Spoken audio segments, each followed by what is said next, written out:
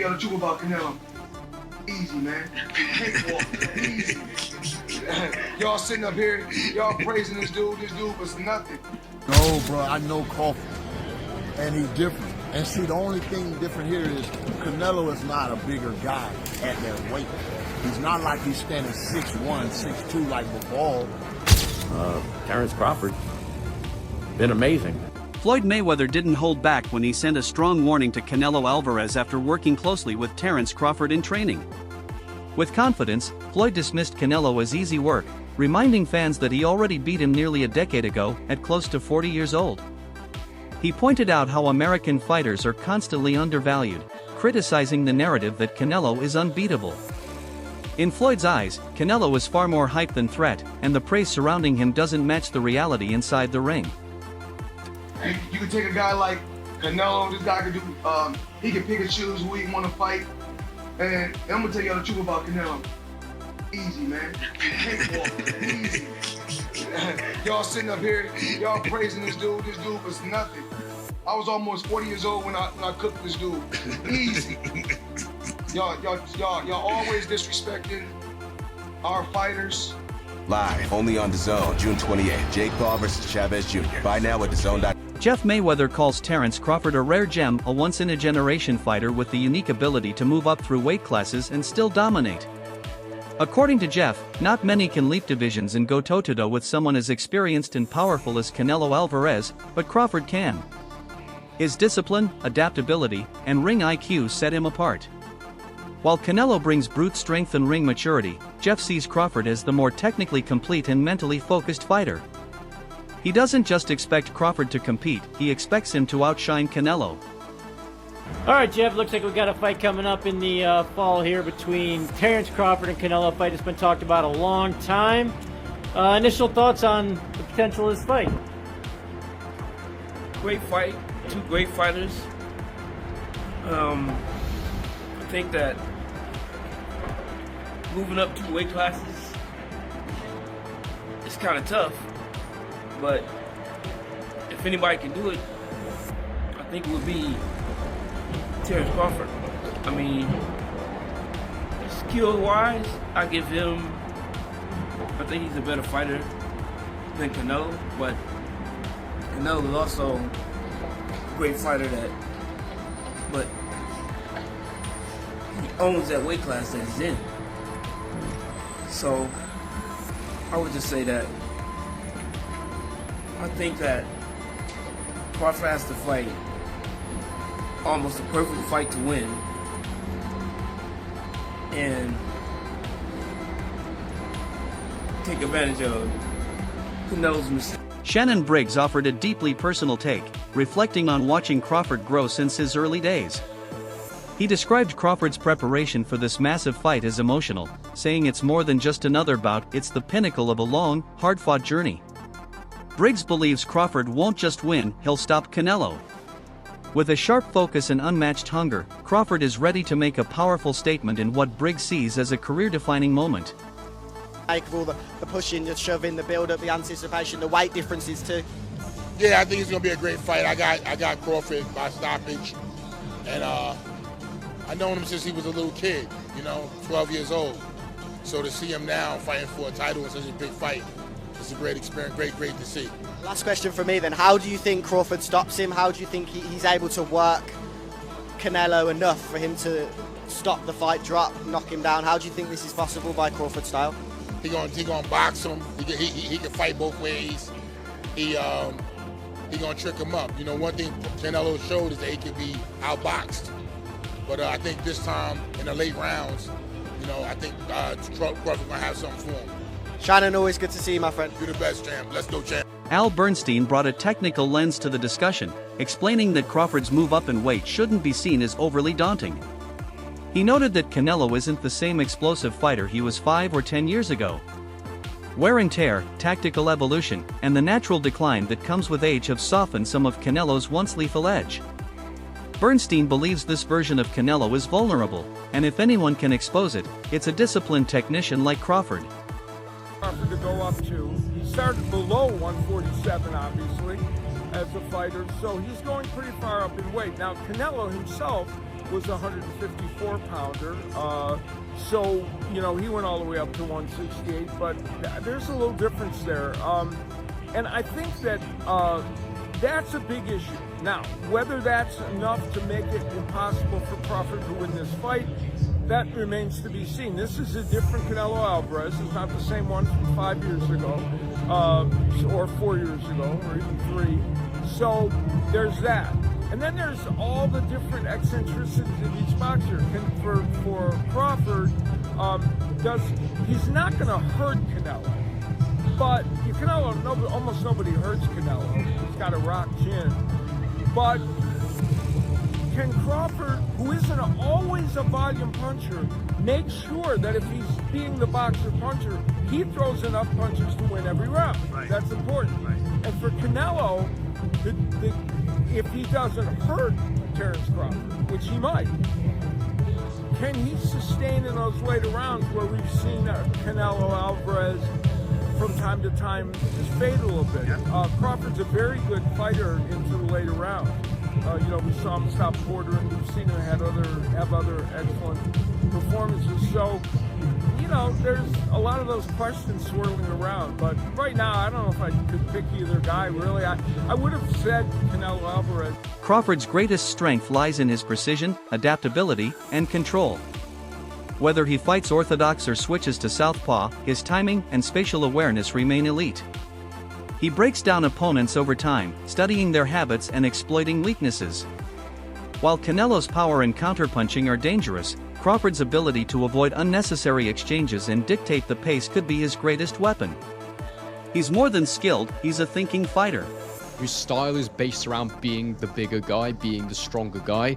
But Crawford is a very cerebral, very technical boxer, and I think that's why I'd never really considered this before. But also, I didn't actually realize until I sat down properly and thought about this, just how much weight Crawford has been piling on when he gets into the ring after the weigh-in. And look, these are not numbers that are out of the ordinary, but he's obviously cutting himself down so much in camp from whatever his walking around weight is. And it must be muscle that he's taking off. And perhaps that's why he's only fighting once a year, because there will be some fat, of course there will be, but the dude is not overweight. The dude still looks pretty ripped from what I've seen when he's not in training camp. However, there's not that many photos of him with his top off when he's not actually in training camp. So it's really hard to tell what his body composition is when he's walking around at these big weights. But the fact is, his fight night weight was 169 let's just call it 170 pounds. Jumping from 147 pounds to 168 is no small task, but Crawford has handled it with calculated precision.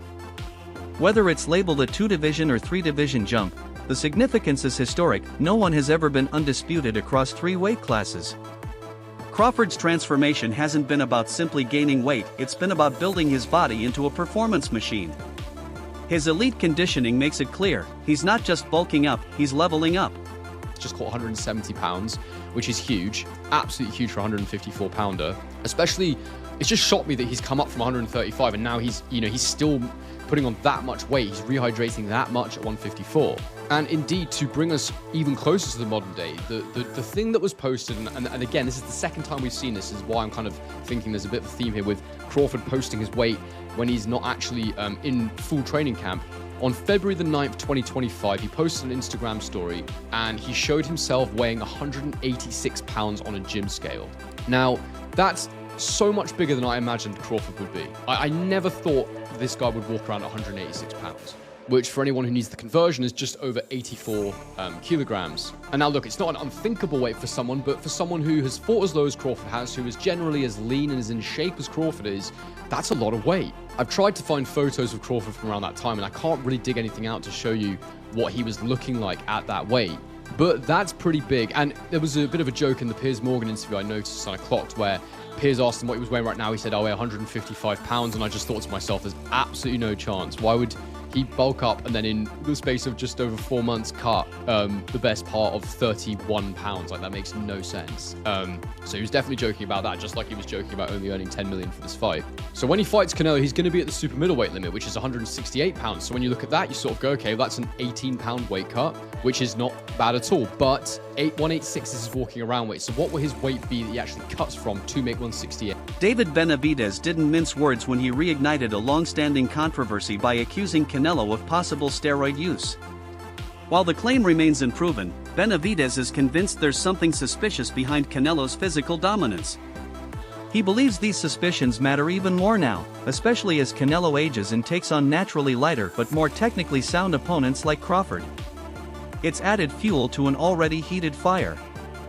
He was 100% confident in himself. I don't know why you wouldn't fight me, especially since, seeing that everybody in his team is on steroids, which including him, so he never got off. You think he's on steroids? Of course. How does five? You saw De La Hoya How do five people out of your camp get tested positive for steroids? Right. All those fucking dudes in that camp are doing it. Leading up to the fight, Crawford's energy has been intense and confrontational. During the face-off, he physically shoved Canelo, sending a strong message he's not intimidated by reputation, weight, or legacy. According to analysts like Showbiz the Adult, that moment revealed a more aggressive, focused version of Crawford. He's not just stepping up in size, he's stepping up mentally, looking to dominate before the opening bell even rings. And Canelo uses his legs, he uses his core, and then his neck itself to lift up Bivol like Bivol was a featherweight. That is a huge representation of how strong Canelo is. When you look at his workouts, you can tell why he was able to do that. All these damn neck exercises that I wouldn't dare do. Okay, that stuff looks painful. The squatting and all that stuff that he's doing is exactly why Canelo Alvarez, honestly, is a strong fighter. He tried to do it again with William Skull. William Skull shook out of it. But he is a bull. Listen, Terence Bud Crawford is strong. He is, okay? And he understands leverage and he understands those things because he wrestled. Honestly, very true. But Saul Canelo Alvarez is also extremely strong. Now let me know how you feel in the comments below. We're in the zone, war. Antonio Tarver emphasized that weight alone won't decide this outcome. He downplayed the idea that Canelo was some immovable force simply because of size. Skills, not pounds, will tip the scales. Tarver noted that if the sharp, fast-paced version of Canelo who beat Caleb Plant shows up, the match will be competitive. But if the slower, more cautious Canelo enters the ring, Crawford will find and exploit every opening. This before, Crawford and Canelo. Bud County. You're a fighter who's moved up right in weight and won fights. So what is it that, what questions in your mind as the smaller fighter moving up and in the ring are you trying to ask yourself in the ring? What questions are you kind of like? No, bro, I know Crawford, and he's different. And see, the only thing different here is Canelo is not a bigger guy at that weight. He's not like he's standing 6'1", 6'2", like Bivol or one of those guys. So on fight night, the size is not going to be the main thing, the most important thing. It's going to be skill set. And both of them coming with that skill set. But what I haven't seen lately is the opponents that Canelo is facing. Those guys aren't going to get him ready for a guy like Crawford. So Canelo is going to have to go back to that grind and turn back the hands at times too.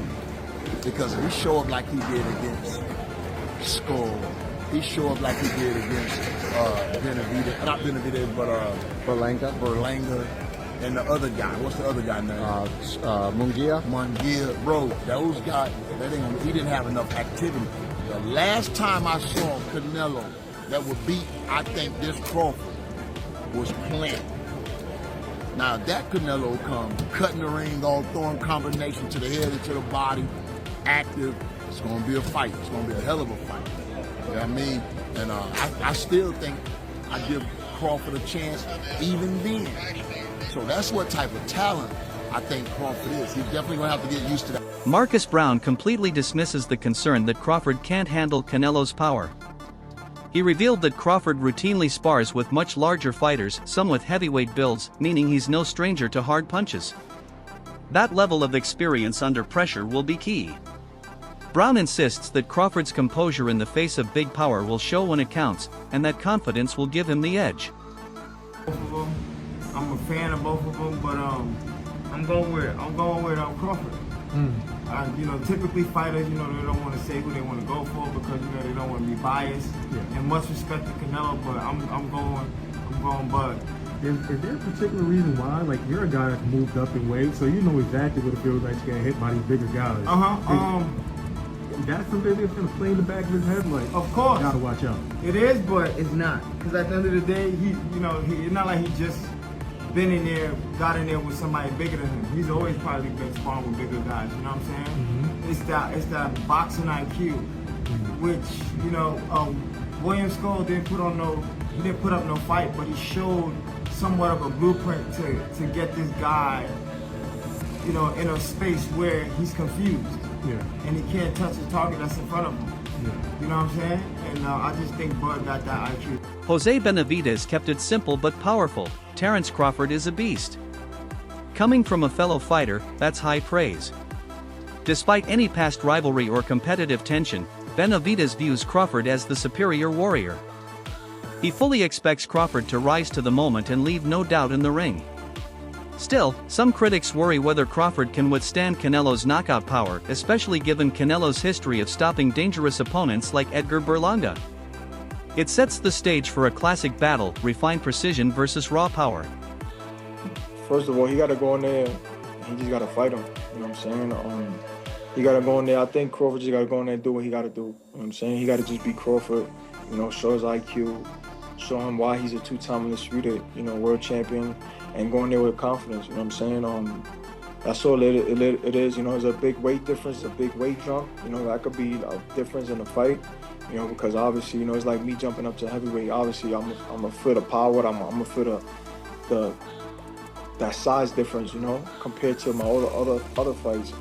So I just think that he got to go in there and just be himself. And I said, if he loses, we'll just all know that, hey, he just jumped up 2 weight classes to be great. You know what I'm saying? It's not, he can't really, he's testing himself. He's testing himself a great fighter. So, and I don't doubt him, I don't got no doubt in my mind. He's a 2-time undisputed world champion for a reason. So, and I don't think nothing's gonna phase him in that fight. You know what I'm saying? Maybe the power, maybe the size. You know what I'm saying? And Canelo, he's not knocking Canelo out. So, he just got to go in there just IQ. Would you lean towards Canelo still in that fight? I got faith in him. I think Crawford could do it. You know what I'm saying? I think he could do it. Just like I said, just the size. The only shit that throws the fight off is the size and obviously the power, and Canelo's IQ too, because Canelo got IQ. You know what I'm saying? And Canelo fought a lot much bigger guys. So I know the Crawford's power ain't gonna phase him.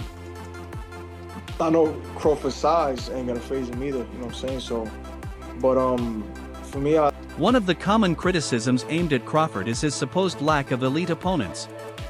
Even Canelo has questioned the quality of names on Crawford's resume. Crawford's response? Short, sharp, and telling. He says Canelo will be the first elite test, and that's exactly how he planned it. He's built his record with purpose, and now he's ready for the ultimate test. This fight isn't just about titles, it's about defining a legacy.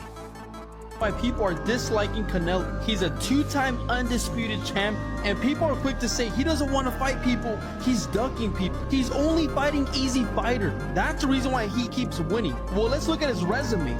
23-0, 22-0, 43-0, 35-1, 32-5, 42-1, 19-0, 21-0, 30-0. If these people were so easy, haven't they lost prior to fighting Canelo? When Canelo asked him, who have you fought? Crawford couldn't even name one person that was a great fighter. So why don't fans say that about Crawford? The truth is that when someone wins too much and they keep winning over and over again, that's when people want to see you lose. Why do you think they always bring up the Bivol fight? Do you realize that he moved up in weight to light heavyweight to fight their best champion? Canelo's fighting easy people. Well, it's different when you make it look easy. Canelo has been fighting all these people, and when he wins, he makes it look easy. And people are quick to judge and say, well, he's only fighting easy fighters. But you're not seeing him train. You don't know how many hours he's investing into his training daily. It's easy for you to say outside the ring. Do you realize before he became undisputed, every single person he had to beat had a world title? They had a title for a reason. So he was picking and choosing, I need to fight this champion and beat them all. But what are your honest thoughts? Do you truly believe Crawford has what it takes to finally dethrone Canelo? But don't forget to follow for more news and finance information. Veteran broadcaster Jim Gray provided a balanced viewpoint, recognizing Crawford's undefeated record and sheer dominance across every division he's entered. But Gray also gives Canelo his flowers, calling him Mexico's most accomplished active fighter. For Gray, this is a true 50-50 matchup, a rare clash where both legacies, both skill sets, and both fan bases will be tested to the absolute limit. Crawford, who do you expect to be just a little greater on September 13th?